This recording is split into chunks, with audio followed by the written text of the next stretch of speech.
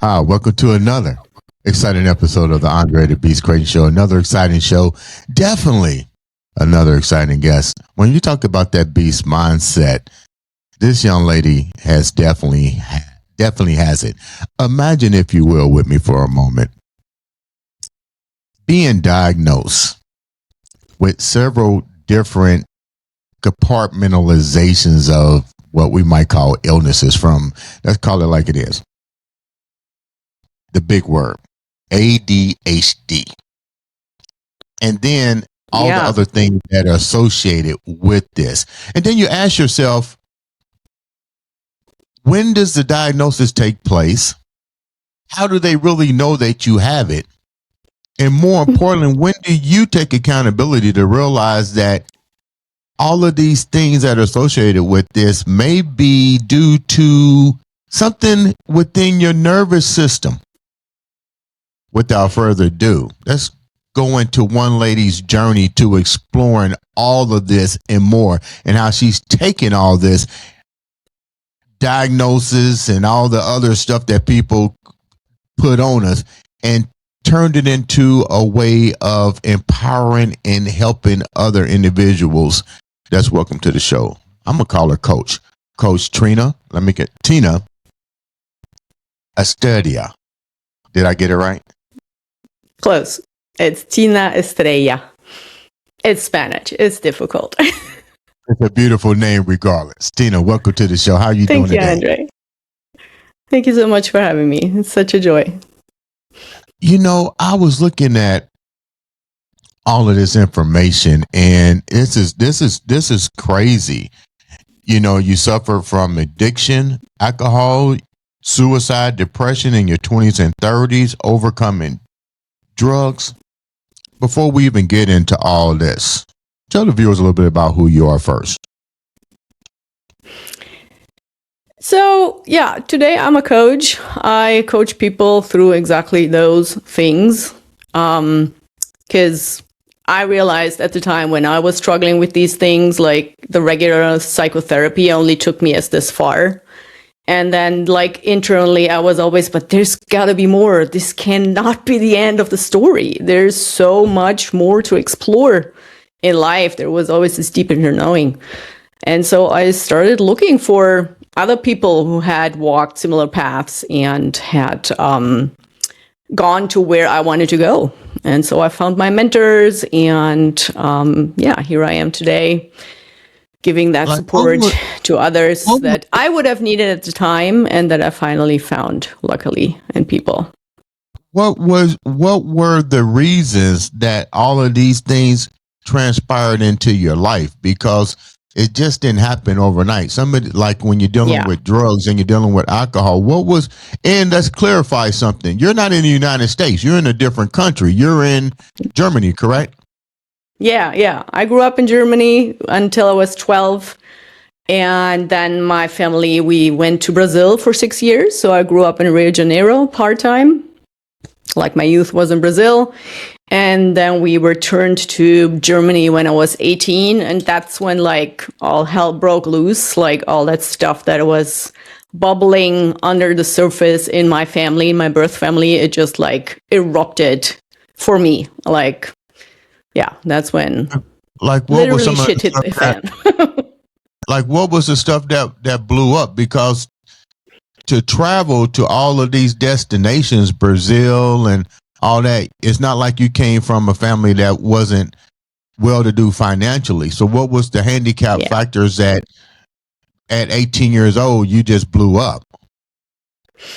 Yeah, it's good to name that. Like, on the outside, it always looked like beautiful and dream life. And I had that story for myself for a very long time. I was like we are the perfect family. Turns out we were like on the outside, on the inside, underneath the surface. There was so much trauma from my father's side, from his father's side, my mother's father's side. They all went to war. They all experienced horrible stuff in the war.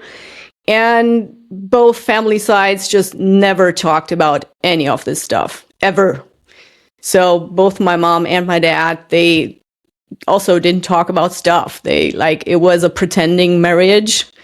And so was the relationship with us kids as well. We were like always pretending. We were like the beautiful picture on the outside. And internally I was like, something is not like, it's not adding up. We talk about the weather and about food. What's with the other stuff? Like, what was the other stuff? Because I don't live in emotional things.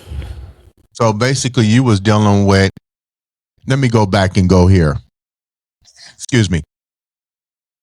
You knew about what your mom and dad were going through, being in the war, being a part of war and all kind of other things. But what were you going through that they wasn't able to resonate with? We did not talk about emotional issues. Like when you are a teenager, you struggle with emotional things. Life is wild. Your hormones go wild.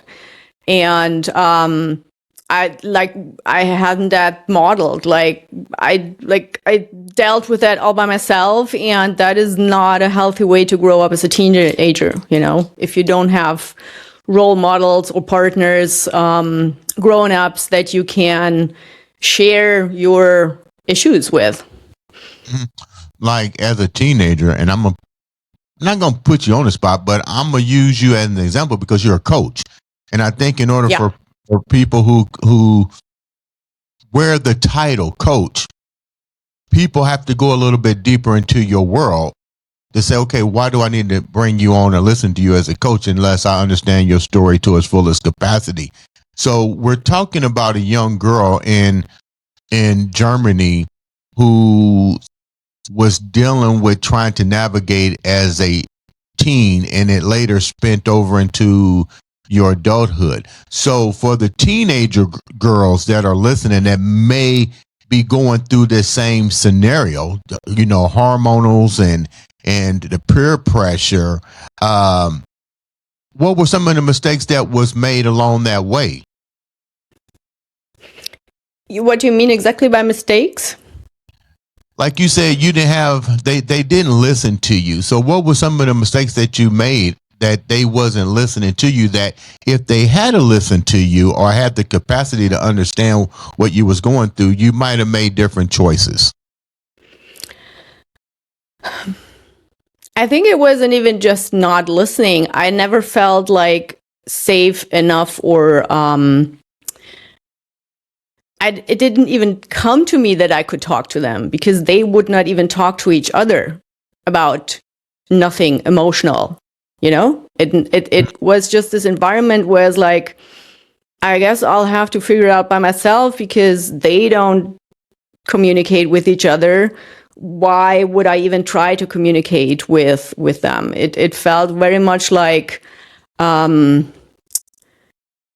you're by yourself. That's later now, and not, like later as a grown person, that's how I could see it. Back at the time, I just felt like lost. I didn't want to leave Brazil. I love Brazil. I hated Germany. I hated it so much. And it was like, this life doesn't make any sense to me here in Germany. Everybody's so different. Everybody's so cool. Like, where's the fun? Where's the life pleasure? Like, Brazilians are different. And that dissonance, like, it felt like I have no one to talk to about this. Because my German students also didn't have the same experience. They have been in Germany all their life. So it felt very much like, I don't even know whom to talk to. It just got me like very sad, very alone. And that's when the drugs came in. Like, anything that would make that sadness go away, that feeling alone go away, it was welcome. So I think that would be something that if I could have talked to them about it, maybe things would have been different. Yeah. What is the culture like in Germany for you? You said you didn't want to be there. You didn't like it. Is it more of a Cold War type culture? So from a teenager perspective, let me give you examples. Like in Brazil, it's very usual as a teenager, if you go to a party and you hang out and you make out with someone, just kissing and hugging and having a good time. And the next morning, it's just like, hey, we had fun yesterday. Cool. Next day. Next party, you can like have engage with someone else. Totally fine. That is totally socially acceptable etiquette. Well, in Germany, nobody explained to me that wasn't socially acceptable etiquette. I just like very quickly was labeled at like, oh, look, there's a school slut. And I was like, what happened? Like yesterday or 2 weeks ago, that was very different. So those were experiences where like, especially with their hormones and like, you know, teenagers being like very, like validation is a thing and peer group is a thing. And especially if you don't feel like very much at home, like your friends become the people you depend on. And then like, that was like, I was just like, what's going on? When you was labeled that, how did that make you feel? Because like you said, you didn't have no one to really tell you that in your culture in Germany, that was not forbidden. It just, let me rephrase this. You don't always know what goes on in somebody's house and what somebody's doing. They was probably doing it in certain parts of Germany. It just wasn't publicized to where now as a teenager, you're over in Brazil and it's like, wow, you know, a total different. I can see that being attractive to someone. But now you go back to your hometown and now you're met with a little bit of, hey, you know, the bad words, that's not ladylike. Does that spin you more out of control? Because unless your mom and dad stepped up and explained to you why this isn't acceptable in this culture, I think you begin to you maybe start to develop addiction habits from that. Yeah, I took it very personally. I at the time had no, I was like just very confused. It just increased the confusion of being in a culture that I did not understand anymore, because childhood is very different when you're like, we left when I was 12. So when you're a kid, it's very different than when you're a teenager or an adult. Right. So it just increased that being like so confused and feeling lost. I just felt like, I don't even know what's the reason for me being here anymore. You know, I felt like, why am I on this earth? For what? And I know you can't speak for your whole culture in Germany, but at the time that you were growing up, were you the only, as far as you know, were you the only child or teenager feeling this emptiness? Or that no, definitely not. Here? No, definitely not. I mean, I think it's generally like Germany still today has a very intense drinking culture among teenagers.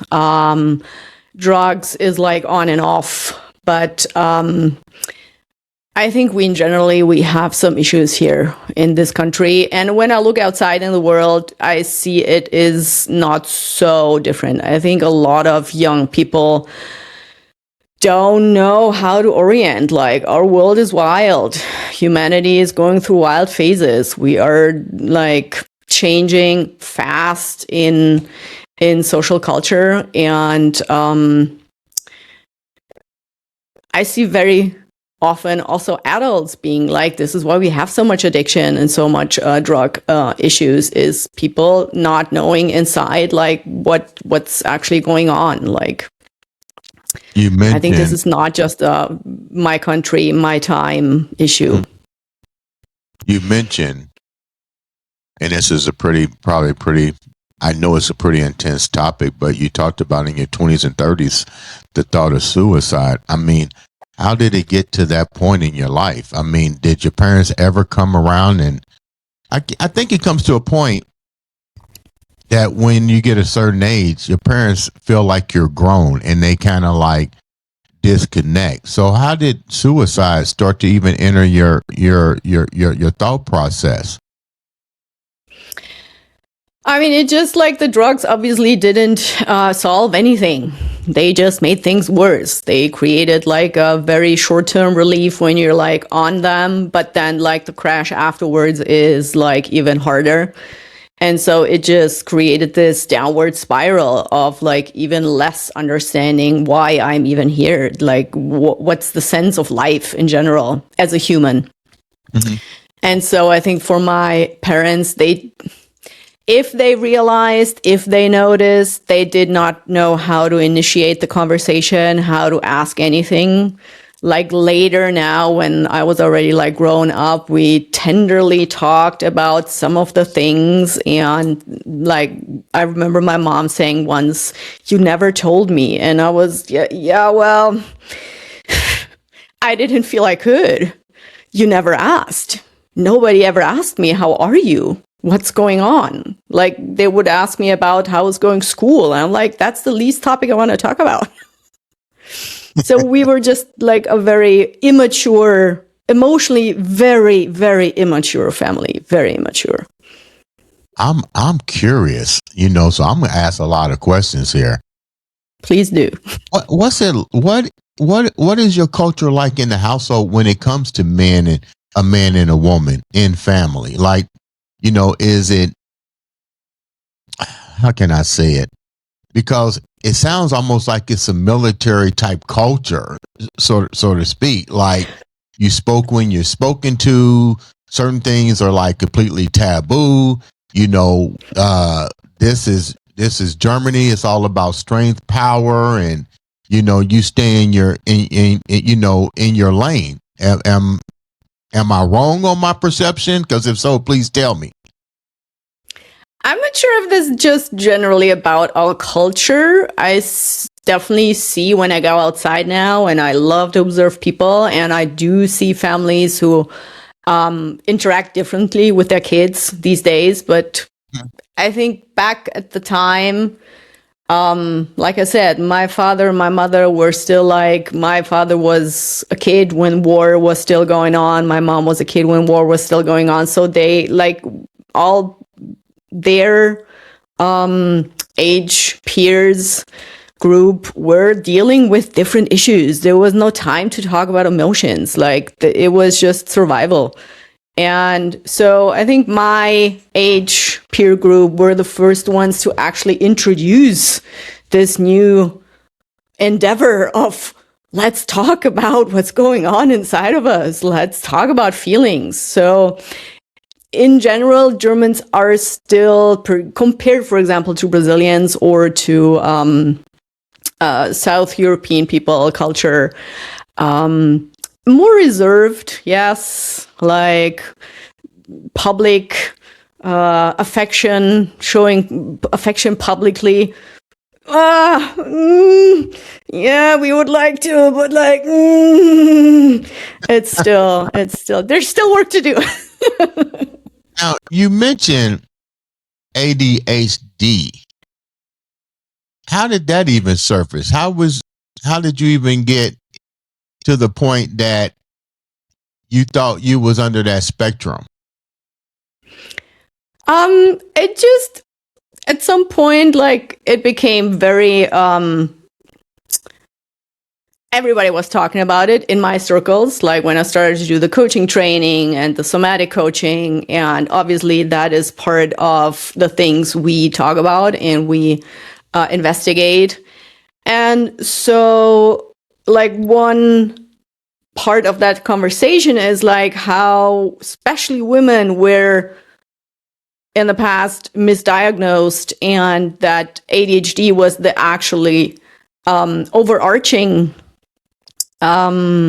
symptomatic situation And then I just read the checklists and I was like, that does definitely add up. That makes total sense, because at some point, like even like the regular diagnosis of depression didn't make any sense anymore. Like they came up with like rapid cycling and whatever not, because I was like, I'm like down and up very fast. Like for depression, that's too fast. How does these up and downs go so fast?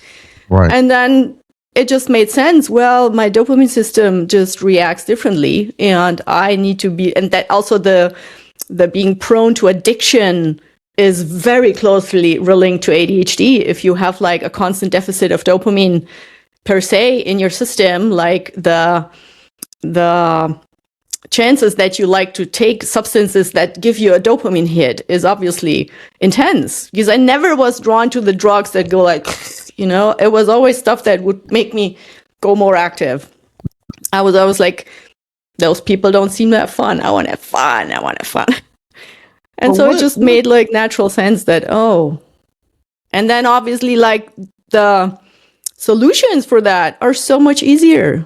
Once you know that, you can deal with that easier. I started going to the gym regularly, and who knows, it helped a lot. Like, what were you feeling that led you to even get any type of treatment to even be considered to going into that spectrum? Like, did somebody recognize something that you was dealing with that you had to go to the hospital, and then they was like, let's give you this series of tests, and then you took it upon yourself to review the test?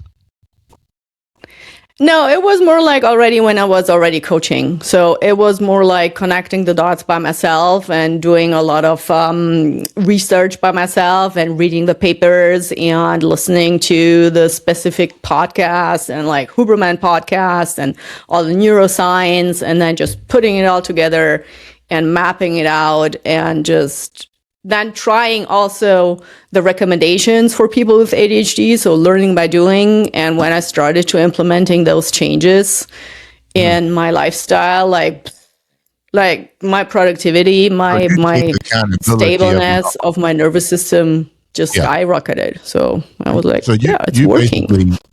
You basically took accountability of your own health issues by research and development, and realized that this isn't what you have. But at the end of the day, what did you realize that you did have, if anything? So at some point I was really even like, I don't even care about the label so much anymore. Like, is it ADHD? Is it autism? How far on the spectrum? Like, how many percentage, whatever. I was at that time already starting to operate really from this very practical, pragmatic approach of whatever helps you get better through your day, get the results that you want. That is what I always recommend people when they look for coaches, when they look for support, is like, is the things that you're doing giving you the results that you're aiming for? Nothing else counts. If you're getting the results that you're aiming for, who cares what's the label? You're getting what you want. Amazing. You're not getting what you want, try something different. And especially, like you said, this accountability, like it's my body, it's my life. I gotta change. I cannot change the world. I can't. The world is as it is. If I want to implement changes on the outside effectively, I gotta start on the inside. That's what I did. Let me ask you a question.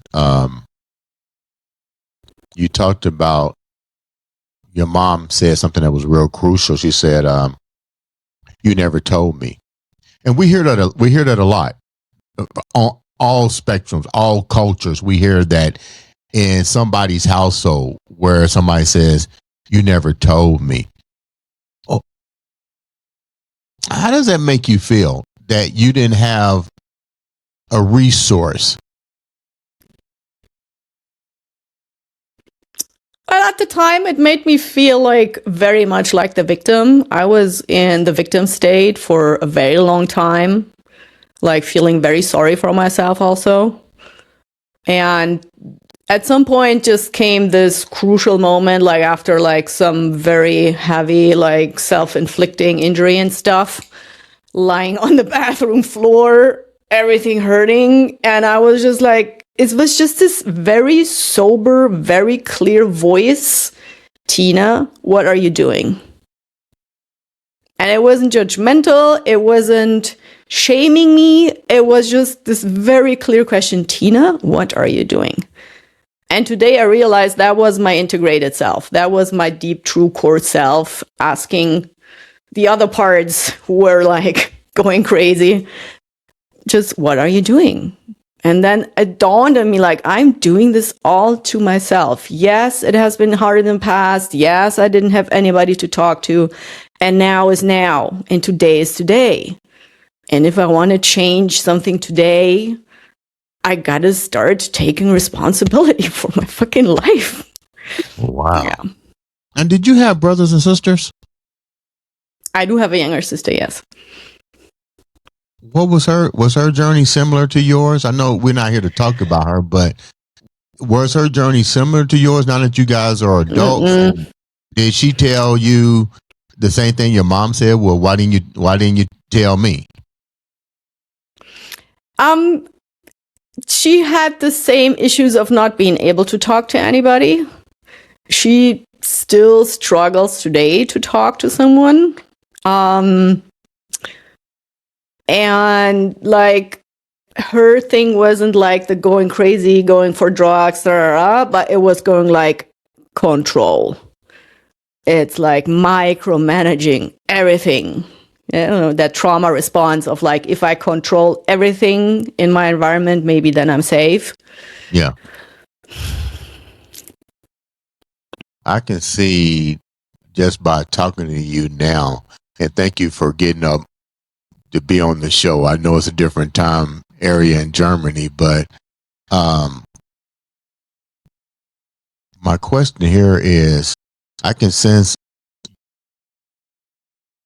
that it still lingers. This trying to figure out how to navigate this. What have you learned so far in your journey? I know you said take accountability and so forth, but now you're helping people. What kind of tools are what? Let me go here. Not so much the tools,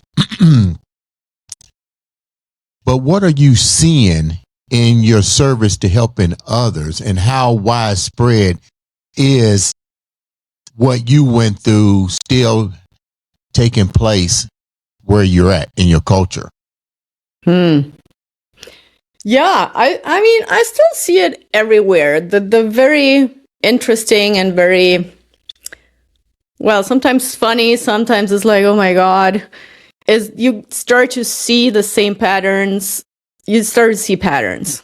Like the more deeper you dive in those topics, the more you see patterns play out everywhere, everybody. You see that drama triangle being performed like so much, and not just in my culture, like worldwide. I teach coach people all over the world, so it is not just a German product. And so what I see, it's coming more and more. People are awakening more and more to the fact that it is boring to live in this victim stance like all the time, you know? It is boring to be complaining about how bad the world is and how bad everything is and how bad your life is and how bad your partner is and how la la la la la. And then what? When you realize that, you are like, then what? And then it is important to have someone you can work close with, to have a community actually of people who support you, who are going through similar things. I remember that was a very crucial step in my development also, was like not just having single coaches or therapy, but like having groups where you realize like, oh, you're not alone with your issues. You're not alone with the questions. You're not alone with the like, what the heck is actually going on here? And so all of these things are crucial for people to step out of this drama triangle carousel, to like really take ownership of their life. Because when you have never learned, when your nervous system has never learned how to respond differently, it's very hard to do it just by yourself. what are you seeing more of um, in your coaching worldwide? Are you seeing an increase in men or women or children that are suffering from these symptoms? So mostly who are seeking support are women. Men are like now slowly stepping up and like following the path. It used to be just only almost 90% women. It's like becoming more and more men also being honest to themselves and claiming that vulnerability, that emotional, I mean, it has been, war is like based on men shutting down their emotions completely. Mm-hmm. And so, yeah, sometimes you still see also as a coach, like when I see a young family interacting just the other day on a plane, like, oh boy, they're still deep in the thing. And I'm not coaching everybody all the time. Like that is part of our evolution as humanity to be like, yeah, that kid, that's gonna be a coach one day. I can be sure because this is like it reads like they're gonna show them. What are the three factors that you hear the most when people are coming to you? Like, what are at least three things that seem to be repetitive that everybody is going through, and you see as you're coaching, you go, damn, I'm getting a lot of this particular area here and a lot of this area. What are three key areas that people are dealing with the most that is more universal than it is regional or isolated? Yeah. So we are like humans in general, we are not very inventive with our internal struggles. I think there's like 10 main topics, and then you have like covered 99% of the issues. And the three biggest ones I would say is one, I try to talk to my partner, to my friend, to my kid, and they don't seem to get me. Like there's nothing coming out of this conversation. They don't listen. They don't understand me. That is one big thing, like communication. Another one is sexual topics are a big thing. I'm not happy. I'm not fulfilled. It's not working out. We're not doing it anymore. I don't know why. That big field is coming up a lot. And then in my type of coaching, I mean, it also depends on like whom you choose. I mean, if you choose a coach for sports, obviously the topics would be probably a bit different. I'm a life coach. So another third thing that often comes up is I don't know what to do with my life. This cannot be it. I'm annoyed with my job. There's got to be more. The same questions that I were asking myself before I went into coaching and booking people is yeah, what do I do with my life? It's like, is this what I'm here for? The bigger question is, before we wrap up, and let me say once again, thank you so much for taking time out. Thank you for having me. All the way from Germany to come here and share this important nugget. But let's go to you for a minute. How difficult was it for you to find serenity in this journey? How difficult was it for you? And what were three things that you had to let go to take accountability of to get to where you're at today? I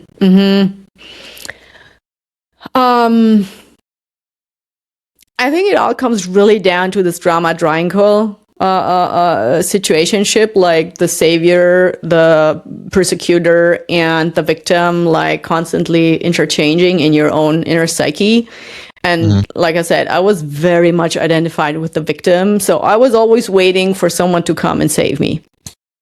Either a man or some mystical force or whatever. So that was the very first thing, was really being like, you got to do it yourself. Nobody's going to come to your couch where you are lying and you seem not be able to get up. You got to find a way to like get up from the couch and find help, whatever it is, seeking help. That was really like, because I was very much also in this thing of I have to do it by myself. So that was something I had to let go. Like, nobody's gonna come save you, and you gotta ask for help. And then out of those two came number 3, was like, you gotta lower your expectations on how fast things are gonna change. Like, inner work takes its work. It's called inner work for a reason. And it requires for you to be willing to accept that you will fall back into a pattern. It's not just because you did exercise XYZ and you had like that new tool that all of a sudden it's never going to happen again. It will. You will just know how to deal with it better over time, and forgive yourself and just be more approving of yourself and others. And what's the last one? I'm making you think.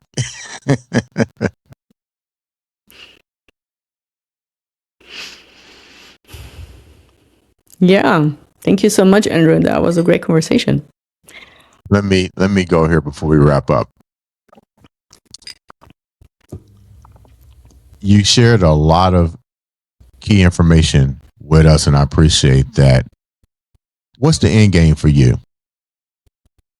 Like, with everything that you went through, what's the end game? What's the purpose here? What's my purpose of being a human on our planet, or in general? Just in general. I mean, you went on a vision quest, so to speak. Let's call it what it is. You went on a vision quest with little to no resources, little or no support, and you're definitely making a major impact now. So at the end of the day, what should somebody take away from your story and your journey in particular? So, Andre, my main right now, I like that changes. So I'm always like adapting to what life force brings in for me. But like my main thing is to like follow life force. Follow that current that comes and gives me inspiration and asks me to do things that my logical mind sometimes is like, what? But like in my body, in my whole being, I'm like, oh yeah, that would give me like so much pleasure and so much joy and so much purpose and sense of fulfillment if I did that. Right. There is this fear of like, what will other people think? Overcoming that fear and just like really, I'm hunting life force. That's what I'm actually doing. Yeah. I like it. Tina, thank you so much for taking time to come on the show. How can the viewers reach out to you? I do have my homepage. It's tinaestrella.com, and I'm on the usual platforms. It's either Flow State Manager Tina or Tina Estrella, also under your YouTube probably. So yeah, I'm available. Sounds like a winner. Make sure you guys subscribe, share, like, follow, do all the things necessary to spread this message. All it takes is one click of a button to change your life and maybe change someone else's. This has been another exciting episode. Thank you so much, Andrew. And Andre. Well, this is with Andrew. Andre. Thank you. Andre. It's Andre. It's Andre. Ladies and gentlemen, thank you so much for tuning in. This has been another exciting episode of the Andre the Beast Creighton Show.